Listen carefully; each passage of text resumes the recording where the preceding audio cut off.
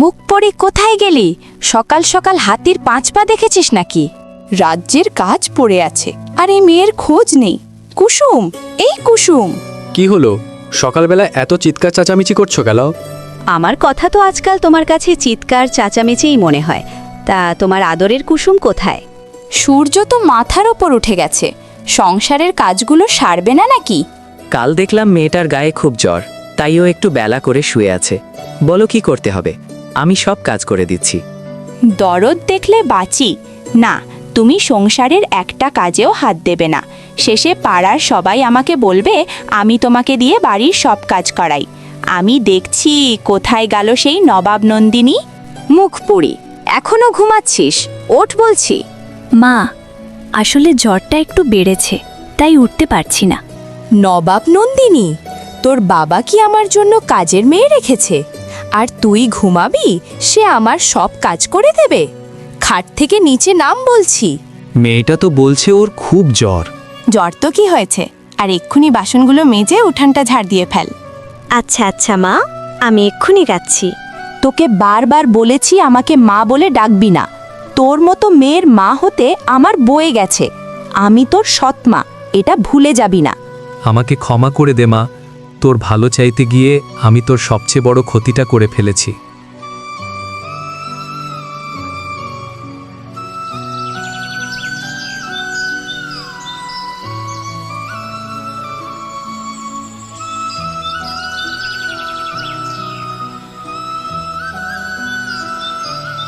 আরে মাহিস্তা, কোথায় যাও? আর তোমার মুখটা এত শুকনো দেখাচ্ছে কেন? কি আর বলবো ভাই, মামরা মেয়েটিকে নিয়ে বড় বিপদে পড়েছি। ভাবলাম আর একটা বিয়ে করলে আমার মেয়েটি একটু ভালো থাকবে, কিন্তু হলো তার উল্টো। তুমি একটা কাজ করো, তুমি তোমার প্রথম শ্বশুরবাড়ি যাও। শুনেছি তাদের অবস্থা বেশ ভালো। মেয়েটাকে নয় তাদের কাছেই কয়েকদিন রেখে এসো। বুদ্ধিটা মন্দ দাওনি। আজ বিকালেই রওনা দেব। নাতনির কষ্টের কথা শুনলে শাশুড়িমা নিশ্চয়ই একটা ব্যবস্থা করবেন।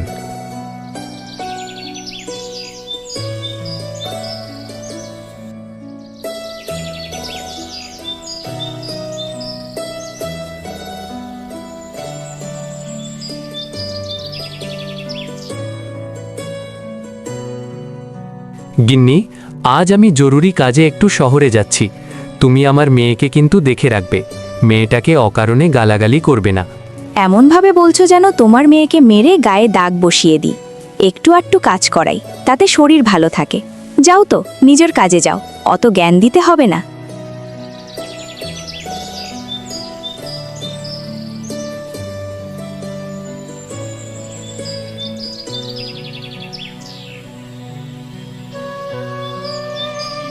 বাড়িতে আছেন? বাড়িতে আছেন? কে? মহেশ, ভেতরে এসো। মেয়েটা মারা যাওয়ার পর তো তুমি এদিকে রাস্তা ভুলেই গেছো। মা, আপনার নাতনি ভালো নেই। ওর সৎমা ওর ওপর খুব অত্যাচার করে। ওর কষ্ট আমি সইতে পারছি না। আহারে, মা মরা মেয়েটা তাহলে এভাবে কষ্ট পাচ্ছে। চিন্তা করো না বাবা, আমার মাথায় একটা ভালো বুদ্ধি আছে। কাল আমি তোমার সাথে তোমাদের বাড়ি যাব।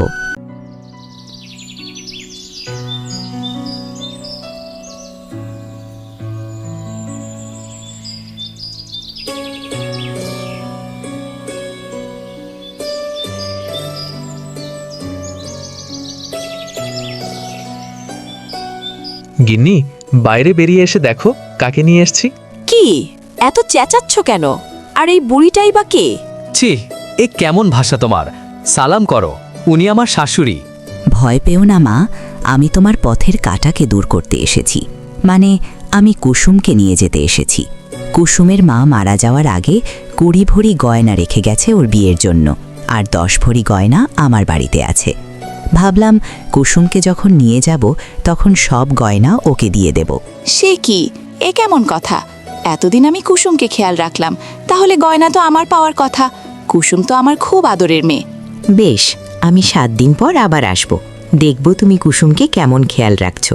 তারপর ঠিক করব গয়না কে পাবে।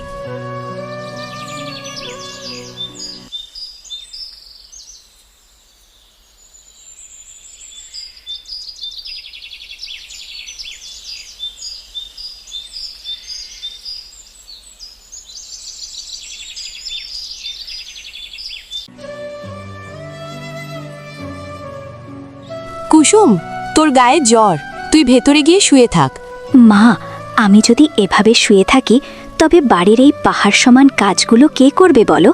তোমার তো একার পক্ষে সব সামলানো সম্ভব নয়, তাই শরীরটা খারাপ লাগলেও আমাকে উঠতেই হবে। আজ থেকে সব কাজ আমি করব।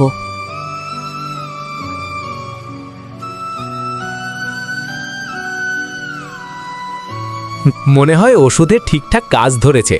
শাশুড়ি মায়ের বুদ্ধিটা যা ছিল না, একদম জিন্দাবাদ। হাহ, উটকে সোজা করতে যে এমন নিমকাঠি লাগবে তা আগে বুঝলে তো কবেই এই ব্যবস্থা করতাম। কি ব্যাপার বাবা, তুমি হঠাৎ এমন করে হাসছো কেন? অনেক দিন পর তোমার মুখে এমন হাসি দেখলাম। সত্যি করে বলো তো বাবা, তুমি কি কোনো সুখবর পেয়েছো? তেমন কিছু না, তুই ওসব নিয়ে অত চিন্তা করিস না। তোর শরীরটা তো এখনো পুরোপুরি সারেনি। যা তো মা, তুই এখন লক্ষ্মী মেয়ের মতো ঘরে গিয়ে একটু শুয়ে থাক। কিন্তু বাবা, মা ওভাবে একলা সব কাজ করছে, আমার কেমন জানি লাগছে। শরীরটা খারাপ হলেও আমি কি মাকে একটু সাহায্য করতে যাব? মা একা এত ধকল সইতে পারবে তো? থাক না মা, ও যখন নিজে থেকে সব কাজ করতে চাইছে তখন ওকে একটু করতে দে। এতদিন ও তোকে অনেক কষ্ট দিয়েছে, অনেক খাটিয়েছে, এখন ও কাজ করুক। আর আমি একটু দাঁড়িয়ে দেখি। সত্যি বলতে কি মা, বিয়ের পর থেকে তোর মাকে দিয়ে একটু সেবা পাওয়ার সৌভাগ্য তো আমার কোনো দিন হয়নি। আজ না হয় সেই আশাটা একটু মিটুক।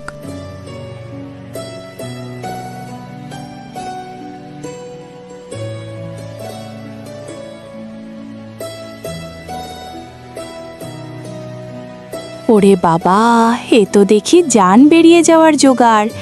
বাড়ির এত কাজ যে একা সামলাতে হয় তা তো কোনোদিন মাথাতেই আসেনি।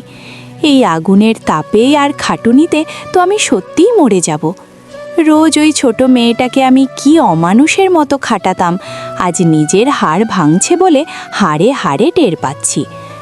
মরে গেলাম রে। এ কি মা, এ কি করলে তুমি? নিজের হাতটা এভাবে পুড়িয়ে ফেললে? ওগো মা গো, অনেকটা ফুসকা পড়ে গেছে যে। তুমি কেন শুধু শুধু এত কষ্ট করতে গেলে বলো তো? কাজ তো আমিই করে দিতে পারতাম, তাই বলে তুমি নিজের এমন ক্ষতি করবে? কিছু হয়নি রে মা, সামান্য একটু পুড়েছে মাত্র। তুই ওসব নিয়ে অত চিন্তা করিস না, তোর শরীরটা তো এখনো পুরোপুরি ঠিক হয়নি। যা তো মা, তুই ভেতরে গিয়ে একটু বিশ্রাম কর, আমি একা সামলে নিতে পারবো। না মা, তোমার হাতটা অনেকখানি পুড়ে গেছে, তুমি এখন আর কোনো কাজ করতে যেও না। তুমি বরং ঘরে গিয়ে একটু বিশ্রাম করো, আমি একাই সব কাজ গুছিয়ে নিতে পারবো। তোমার এই অবস্থায় আমি তোমাকে আর আগুনের ধারে যেতে দেব না মা। আমাকে নিয়ে তুই এখনো এত ভাবিস রে কুসুম? অথচ আমি ডাইনিটা এতদিন তোর উপর কত অমানসিক অত্যাচার করেছি।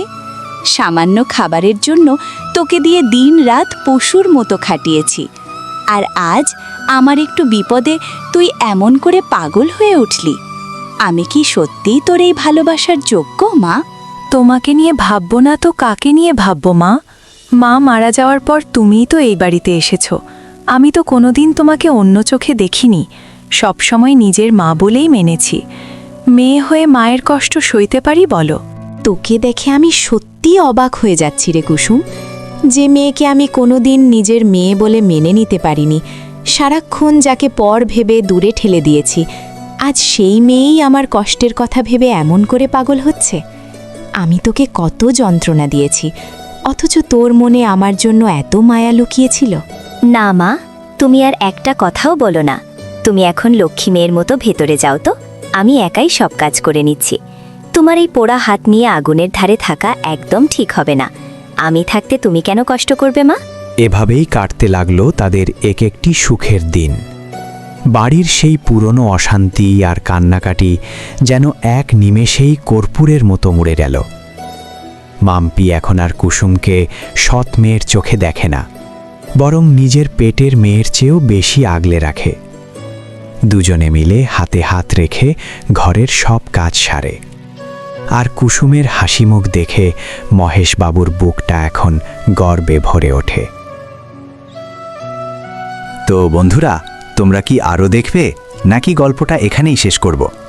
আচ্ছা যাই হোক, আজকের গল্পটা আমরা এখানেই শেষ করছি। এটা আমার একেবারে নতুন চ্যানেল স্টার টুন স্টোরিজ। আমার এই গল্পগুলো যদি তোমাদের ভালো লেগে থাকে তবে অবশ্যই চ্যানেলটি সাবস্ক্রাইব করে দিও। সবাই খুব ভালো থেকো আর সুস্থ থেকো। দেখা হচ্ছে নতুন কোনো মজার গল্পে।